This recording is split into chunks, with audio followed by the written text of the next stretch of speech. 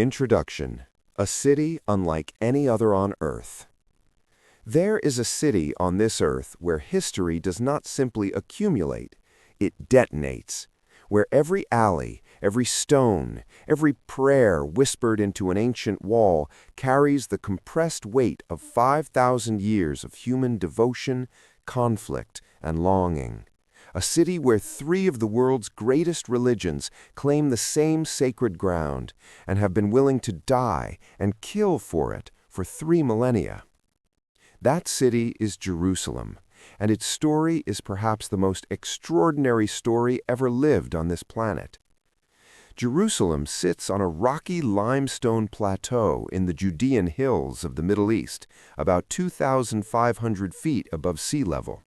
It has no great river, no natural harbor, no special agricultural richness. By every practical standard of ancient city planning, this city should have been a footnote. Instead, it became the spiritual center of the world, the city toward which 1 billion Jews and Christians and Muslims turn in prayer every single day, the city that has been conquered and rebuilt more times than almost any place on earth, the city whose fate has shaped empires, ignited wars, and broken and restored entire civilizations. This is the story of Jerusalem. It begins with water, and it has never really ended. Chapter 1. The First City, Bronze Age Jerusalem and the Canaanite World. Long before there was a Jerusalem, long before there was an Israel, a Christianity, or an Islam, there was a spring, the Gihon Spring, pulsing with fresh water from a fissure in the limestone at the base of a narrow ridge in the Judean hills, was the reason a city was born here. In a landscape of dry rock and scarce rainfall, the Gihon was life itself. Archaeological evidence tells us that human beings have been living around this spring for at least 5,000 years, making Jerusalem one of the oldest continuously inhabited cities on Earth. By the early Bronze Age, a recognizable urban settlement had taken shape on the ridge above the spring, a city the Egyptians called Urushalim in their ancient records, a name that most scholars believe means foundation of the god Shalem, a Canaanite deity of peace and evening light. Jerusalem was, from its very naming, a sacred city. Its Canaanite inhabitants built walls, cut water tunnels through solid rock to protect their access to the Gihon during sieges, traded with Egypt and the great civilizations of Mesopotamia, and lived on this ridge for centuries before any of the great biblical narratives began to unfold. They were real people, sophisticated people, city builders, and the ridge they chose would become the most contested piece of real estate in the history of the world. Around 1200 BCE, the entire interconnected world of the Late Bronze Age collapsed in a catastrophe that historians still debate.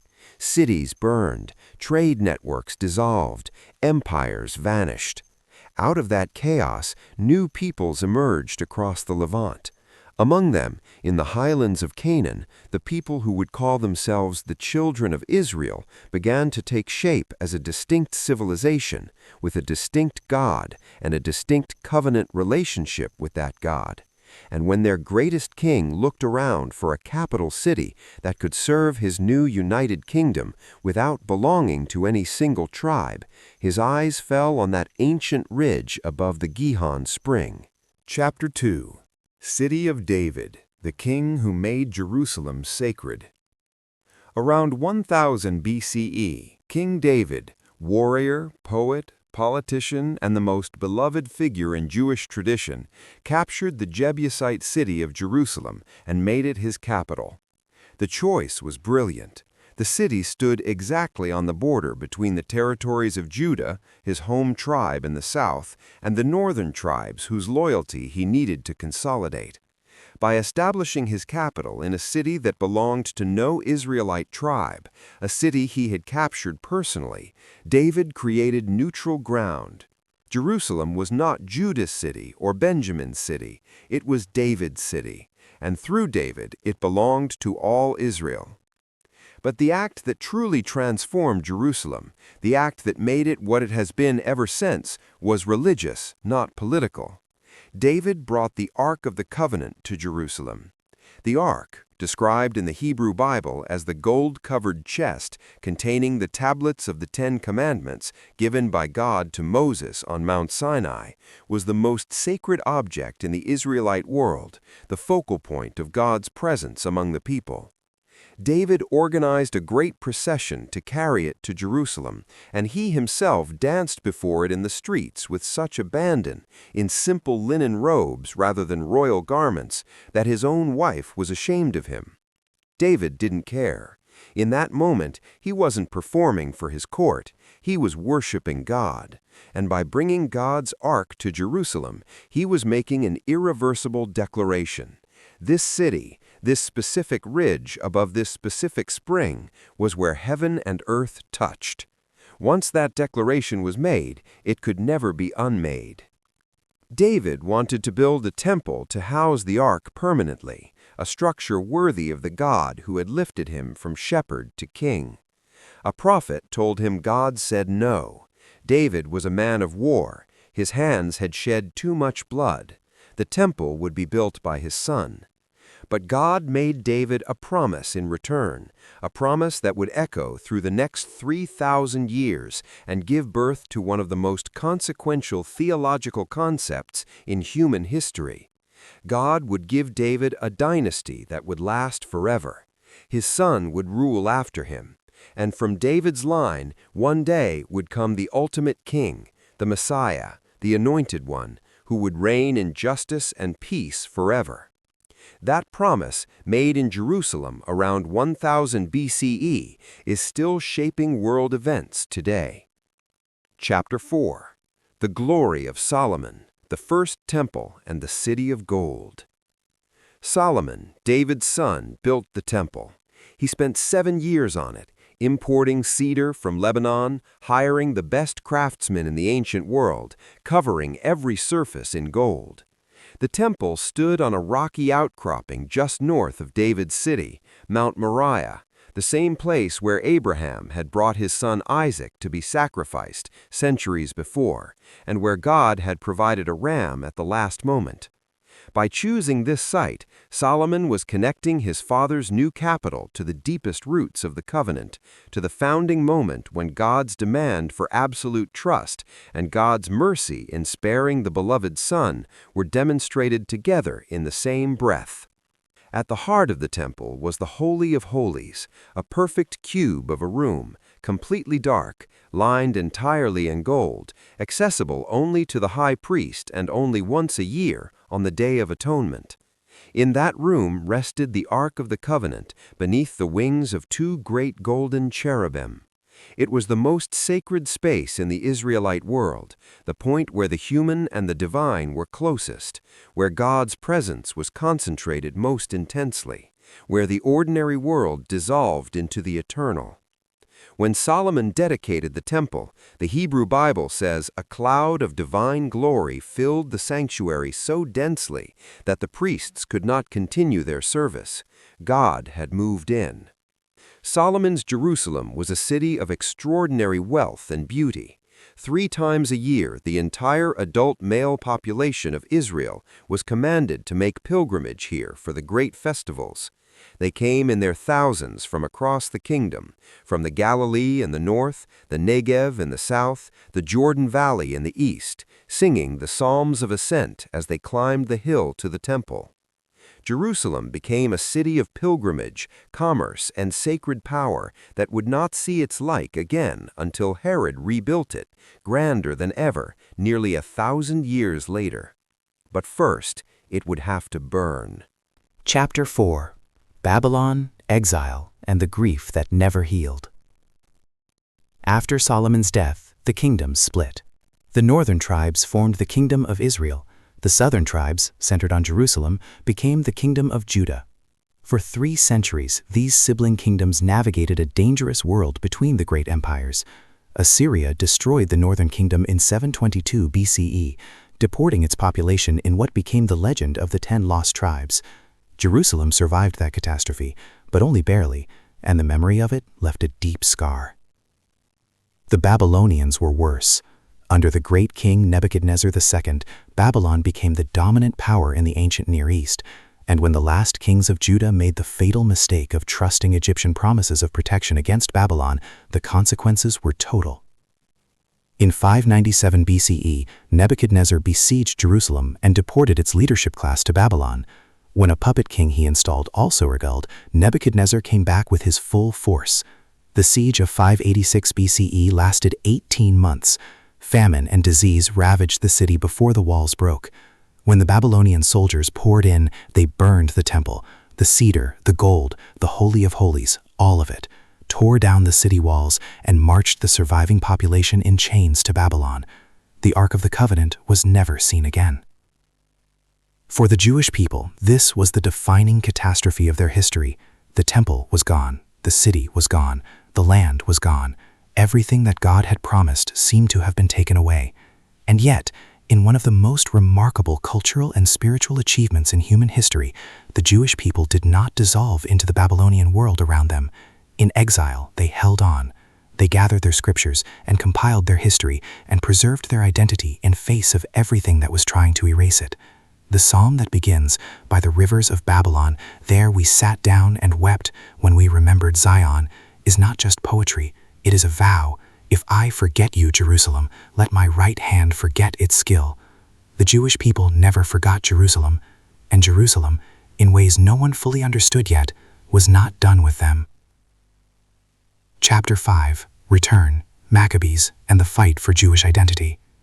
In 539 BCE, the Persian king Cyrus the Great conquered Babylon and issued a remarkable decree. The Jewish exiles were free to go home. They could rebuild their temple.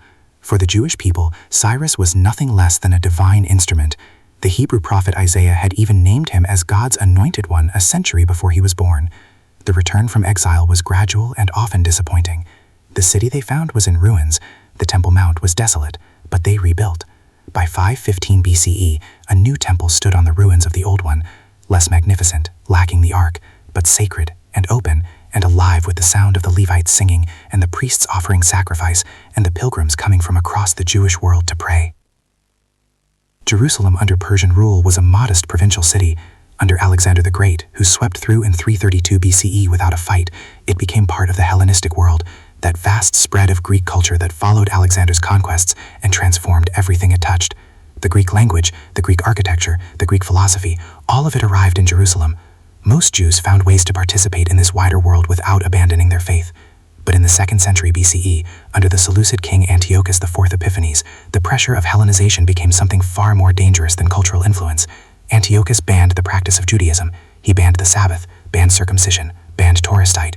He walked into the temple and sacrificed a pig on the altar. He was by any measure trying to destroy Jewish civilization entirely. The response was the Maccabean Revolt, one of the most celebrated military and spiritual rebellions in all of human history. A family of rural priests called the Hasmoneans, led by the old patriarch Mattathias, and then by his fierce son Judas Maccabee, launched a guerrilla war against the Seleucid Empire that, against all military logic, succeeded. In 164 BCE, Judah's forces recaptured Jerusalem, purified the desecrated temple, and rededicated it to God. The miracle of the oil that burned for 8 days when there was only enough for one, the story at the heart of the Jewish festival of Hanukkah, was born in that moment. Jerusalem had been saved. Jewish identity had survived its most determined assault yet, but the greatest challenge was still to come. Chapter 6, Herod the Great, the king who built heaven on earth. The Romans arrived in 63 BCE, called in one of history's great strategic miscalculations, by two rival Hasmonean brothers who each wanted Roman support in their fight for the throne. The Roman general Pompey marched to Jerusalem, besieged the Temple Mount, and when the walls broke, walked straight into the Holy of Holies to see what was in there. He looked around, touched nothing, and walked back out. Rome now owned Jerusalem, and the figure who would define Jerusalem in the Roman era was Herod, son of an Idumean minister, appointed king of Judea by the Roman Senate, a man of volcanic ambition and genuine genius who was also paranoid enough to execute his own wife and 3 of his sons. Herod built on a scale that the ancient world had rarely seen. He built the great port city of Caesarea from scratch on the Mediterranean coast. He built the desert fortress of Masada. He built Herodium, an artificial mountain containing a palace complex. But his supreme achievement, the project that was his bid for immortality, was the temple. Not just the temple building itself, but the entire Temple Mount. The existing Second Temple was modest, even shabby compared to what Herod envisioned. He decided to build a new temple on a scale worthy of the God of Israel and the might of Rome. To do so, he doubled the size of the hill on which the temple stood, constructing a series of massive retaining walls around it and filling in the surrounding valleys with millions of tons of earth and rubble to create an artificial platform of approximately 35 acres. The retaining walls of this platform were made of limestone blocks of staggering size, some of them weighing hundreds of tons, fitted together without mortar with such precision that they have held for 2,000 years. The section of this wall still standing today, the Western Wall, the Kotel, is one of the most visited places on Earth. On this platform, Herod built a temple complex of breathtaking beauty, marble and gold, colonnaded courts, the magnificent royal stoa along the southern edge that Josephus called the most impressive structure in the world. The temple itself was covered in white marble and gold and reportedly blazed so brightly in the Jerusalem sun that it was impossible to look at directly. The Jewish historian Josephus, who saw it, wrote that it looked from a distance like a mountain covered with snow, because where the gold ran out, the marble was so white. Into this temple at Passover, hundreds of thousands of pilgrims poured from across the Jewish world. It was one of the most magnificent religious sites in the history of civilization, and it had fewer than 100 years to live. Chapter 7. Jesus of Nazareth and the birth of a new faith in Jerusalem. Into this Jerusalem, Herod's Jerusalem, Roman Jerusalem, a city electric with religious expectation and political tension, came a young Jewish preacher from the Galilee named Jesus of Nazareth, probably sometime in the early 30s of the Common Era. By the time he arrived for the last time, for the Passover festival, he had already gathered a following across the Galilee through his teachings, his healings, and his habit of associating with precisely the people that the religious establishment preferred to ignore. Jerusalem was the destination, the place where everything his ministry had been building toward would reach its conclusion. Jesus entered Jerusalem riding on a donkey, to the acclaim of a crowd that threw palm branches and cloaks in his path, a deliberate enactment of the messianic prophecy in the book of Zechariah, a public declaration of identity that the temple authorities and the Roman administration both understood exactly.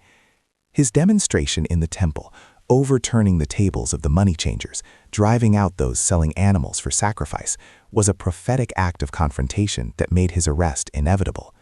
The Last Supper he ate with his disciples on the night of his arrest, the anguished prayer in the Garden of Gethsemane on the Mount of Olives, the trial before the Roman governor Pontius Pilate, the crucifixion on Golgotha Hill outside the city walls, all of these events, in the Christian understanding, took place here, in and around Jerusalem, in the space of a single week. For Christianity, Jerusalem is not merely a historical backdrop. It is the city where God entered human history in its most intimate and world-altering form, where Jesus died, and where Christians believe he rose from the dead. The Church of the Holy Sepulchre, built by the Emperor Constantine in the 4th century over the traditional sites of the crucifixion and the empty tomb, has been the holiest building in Christendom for 17 centuries. The Via Dolorosa, the Way of Sorrows, the path Jesus is said to have walked carrying his cross through Jerusalem's streets, is walked by millions of pilgrims every year. Jerusalem became, for the Christian world, the city where everything that mattered most had happened. It became a longing, a pilgrimage, a prayer destination, for a faith that would eventually encompass 2 billion people. Chapter 8. Rome destroys Jerusalem, the catastrophe of 70 CE. The First Jewish-Roman War erupted in 66 CE, after decades of corrupt Roman administration and escalating religious provocation. What began as a local revolt rapidly became one of the most brutal military campaigns in the ancient world. Rome sent Vespasian and then his son Titus with 4 legions, roughly 60,000 soldiers, to suppress it. By the spring of 70 CE, Jerusalem was surrounded. Inside the city, 3 rival Jewish factions were simultaneously fighting the Romans and fighting each other, burning food supplies in factional conflicts that condemned the civilian population to famine before the walls ever broke. Josephus, who was present at the Roman headquarters and later wrote the definitive account of the siege, described scenes of suffering inside Jerusalem that strained the limits of language. The walls broke in stages through the summer. The Temple Mount was the final redoubt. Whether Titus intended to destroy the temple or not, ancient sources disagree. The structure burned. Roman soldiers pried the stones apart to recover the gold that had melted and run into the cracks. Of the temple building that Herod had built, not one stone was left standing upon another. The Arch of Titus, still standing in the Roman Forum today, shows the relief of Roman soldiers carrying the temple menorah through the streets of Rome in triumph. It is one of the most significant pieces of ancient sculpture in the world. The image of the most sacred object in Judaism being paraded through the capital of the empire that had just destroyed Jewish civilization's center.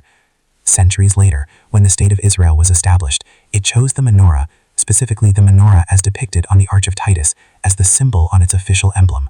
The symbol of the greatest loss became the symbol of the return. The destruction of the temple in 70 CE is, alongside the Exodus from Egypt, the foundational event of Jewish history.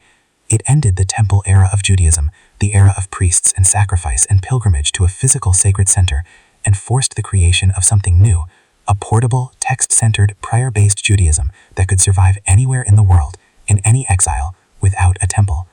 The rabbis who rebuilt Judaism after 70 CE performed one of the greatest acts of cultural and spiritual creativity in human history, but they also encoded into Jewish practice a grief for Jerusalem and the temple that has never faded.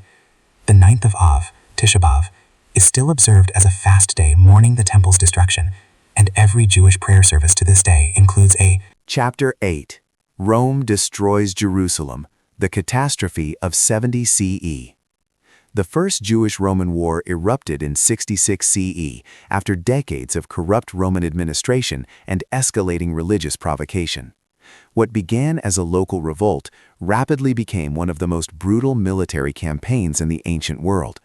Rome sent Vespasian and then his son Titus with 4 legions, roughly 60,000 soldiers, to suppress it.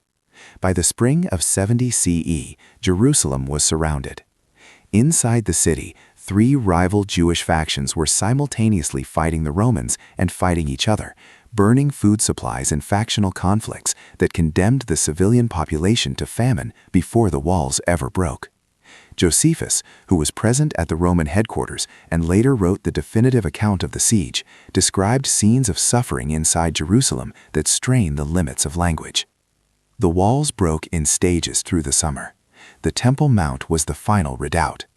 Whether Titus intended to destroy the temple or not, ancient sources disagree, the structure burned. Roman soldiers pried the stones apart to recover the gold that had melted and run into the cracks. Of the temple building that Herod had built, not one stone was left standing upon another. The Arch of Titus, still standing in the Roman Forum today, shows the relief of Roman soldiers carrying the temple menorah through the streets of Rome in triumph. It is one of the most significant pieces of ancient sculpture in the world, the image of the most sacred object in Judaism being paraded through the capital of the empire that had just destroyed Jewish civilization's center. Centuries later, when the State of Israel was established, it chose the menorah, specifically the menorah as depicted on the Arch of Titus, as the symbol on its official emblem. The symbol of the greatest loss became the symbol of the return. The destruction of the temple in 70 CE is, alongside the Exodus from Egypt, the foundational event of Jewish history. It ended the temple era of Judaism, the era of priests and sacrifice and pilgrimage to a physical sacred center, and forced the creation of something new, a portable, text-centered, prayer-based Judaism that could survive anywhere in the world, in any exile, without a temple. The rabbis who rebuilt Judaism after 70 CE performed one of the greatest acts of cultural and spiritual creativity in human history. But they also encoded into Jewish practice a grief for Jerusalem and a temple that has never faded. The 9th of Av, Tisha B'Av, is still observed as a fast day mourning the temple's destruction, and every Jewish prayer service to this day includes a prayer for the restoration of Jerusalem. Chapter 9. Byzantine and Islamic Jerusalem. 2 faiths claim the Holy City. After Rome, Jerusalem became a Byzantine Christian city. The Emperor Constantine's conversion to Christianity in the early 4th century transformed Jerusalem from a backwater pagan provincial city into the spiritual capital of the Christian world. Constantine's mother, the Empress Helena, made a pilgrimage to the Holy Land around 326 CE and identified, or believed she identified, the sites of the crucifixion and resurrection. Constantine built the Church of the Holy Sepulchre over these sites, and Jerusalem was transformed into a city of churches, monasteries, and pilgrimage. Christian visitors came from every corner of the empire to walk where Jesus had walked, to pray where he had prayed, to touch the stone of the empty tomb. For 3 centuries, Jerusalem was a Christian city, and the Jewish community, still largely excluded from the city by Roman law, could only look on from the hills. In 637 CE, everything changed again. The Arab armies of Islam, expanding with breathtaking speed in the decades after the Prophet Muhammad's death in 632, appeared at the walls of Jerusalem and besieged it. The Byzantine patriarch Sophronius negotiated the surrender of the city directly with the second caliph, Umar ibn al-Khattab, who came in person to accept it. Umar's entry into Jerusalem has been celebrated for 14 centuries as a model of religious tolerance. He arrived in simple white robes, refused to ride into the sacred city in triumph, and when invited to pray inside the Church of the Holy Sepulchre, declined, out of concern that his followers might later use his example as justification for converting it to a mosque. He prayed outside. The church remained Christian. Jerusalem had a new ruler, and it was a ruler who understood that the city's holiness demanded a certain humility. For Islam, Jerusalem, called Al-Quds, the Holy, is the third most sacred city in the world after Mecca and Medina. Its holiness is rooted in the night journey and ascension of the Prophet Muhammad, the miraculous transport from Mecca to Jerusalem in a single night, and the ascent from Jerusalem through the seven heavens to the presence of God. The rock from which that ascension is said to have taken place, the great exposed outcropping of limestone at the summit of the Temple Mount, became one of the most sacred spots in Islam. In 691 CE, the Umayyad Caliph Abd al-Malik built over that rock the Dome of the Rock, one of the most beautiful buildings ever constructed by human hands. Its great golden dome, its mosaics of extraordinary artistry, its Quranic inscriptions in elegant calligraphy, all of it designed to proclaim the beauty and truth of the new faith. The Dome of the Rock has stood for 13 centuries, through every calamity Jerusalem has endured, and it remains one of the defining images of the city and of the Islamic world. Chapter 10. Crusaders and Saladin, the Holy City at war with itself. In 1095, Pope Urban II preached a sermon at Clermont in France that would change the world. The holy city of Jerusalem was in Muslim hands, he told the knights and lords assembled before him. God willed that it be liberated. The crowd roared back, "God wills it!" and the Crusades were born. Over the next 4 years, an army of European knights and pilgrims from across the Christian world made the brutal march across Anatolia and the Levant toward a city most of them had never seen. They arrived at the walls of Jerusalem in June 1099 and besieged it for 5 weeks. On July 15th, the walls were breached. What happened next was a massacre of horrifying ferocity. The Muslim and Jewish populations of the city were slaughtered without distinction. Streets ran with blood. The Jewish community burned alive in their synagogue. And then the Crusaders, many of them weeping with religious emotion, walked to the Church of the Holy Sepulchre and knelt in prayer. They had liberated Jerusalem. The juxtaposition of the massacre and the tears of devotion is one of the most morally disturbing images in the history of religion. The Crusader kingdom of Jerusalem lasted nearly 90 years, a European feudal society planted in the soil of the Levant, fascinating and contradictory, gradually adapting to its environment. Its end came in the form of Saladin, Salah ad-Din Yusuf ibn Ayyub, a Kurdish general who had united Egypt and Syria under his rule and made the liberation of Jerusalem the central project of his reign. At the Battle of Hattin in July 1187, Saladin destroyed the main Crusader army in a masterpiece of strategic maneuvering. Jerusalem was defenseless. Saladin besieged it in September and took it in October. His conduct was the deliberate opposite of the Crusaders' conduct in 1099. No massacre, no looting, no burning. The city's inhabitants were allowed to ransom themselves and leave. The churches were not destroyed. Christian pilgrims, Saladin decreed, would continue to be permitted to visit the holy places. Saladin became, in both Muslim and Christian memory, the figure of the noble, merciful conqueror, and his recapture of Jerusalem without bloodshed remains one of the great acts of political and moral leadership in medieval history. Chapter 11. Ottoman Jerusalem, Suleiman's Walls and 4 Centuries of Peace. After the Crusade era, Jerusalem passed through Mamluk hands, and then, in 1517, to the Ottoman Empire of Sultan Selim I.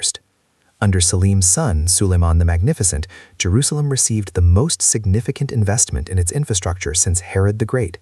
Suleiman rebuilt the city's water system, restored the Dome of the Rock with spectacular new tilework, and most visibly of all, built the walls, the magnificent crenellated Ottoman walls that still define the boundaries of the Old City today, enclosing it in their 4-kilometer circuit of pale limestone.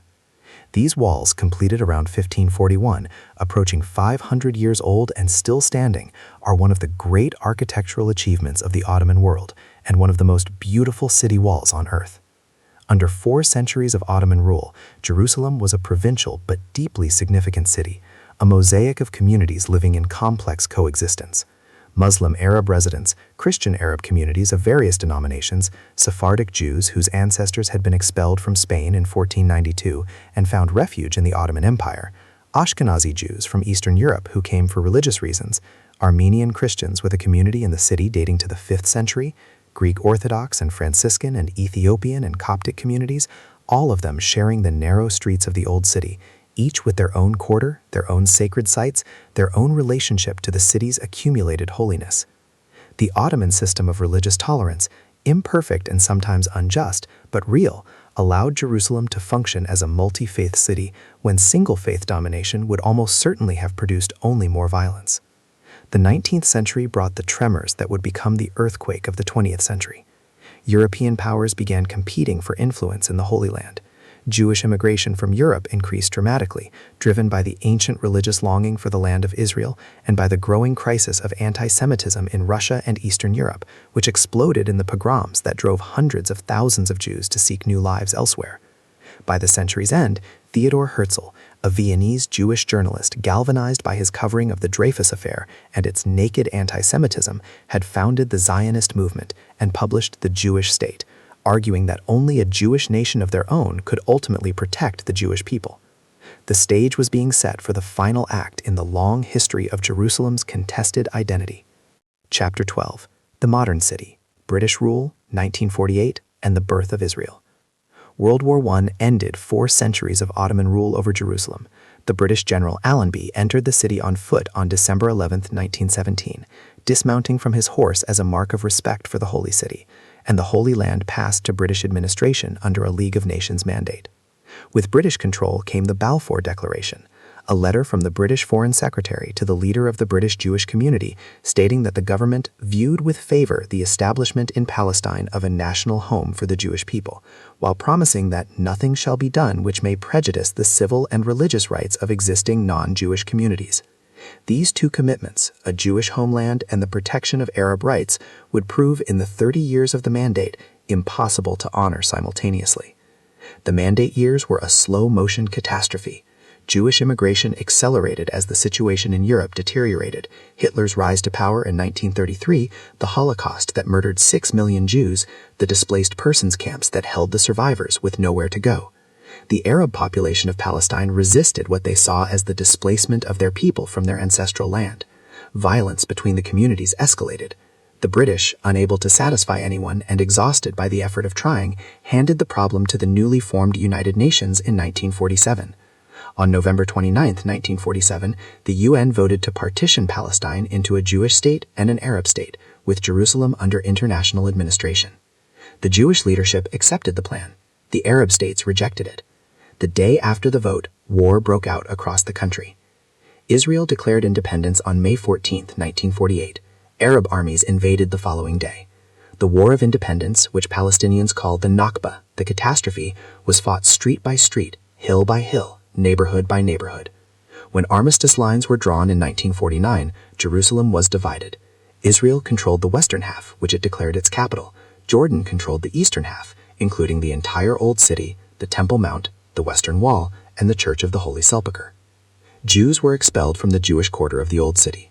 Jewish access to the Western Wall was forbidden. For 19 years, the holiest city in Judaism was divided by barbed wire, and its most sacred site was inaccessible to the people who had prayed toward it for 3,000 years.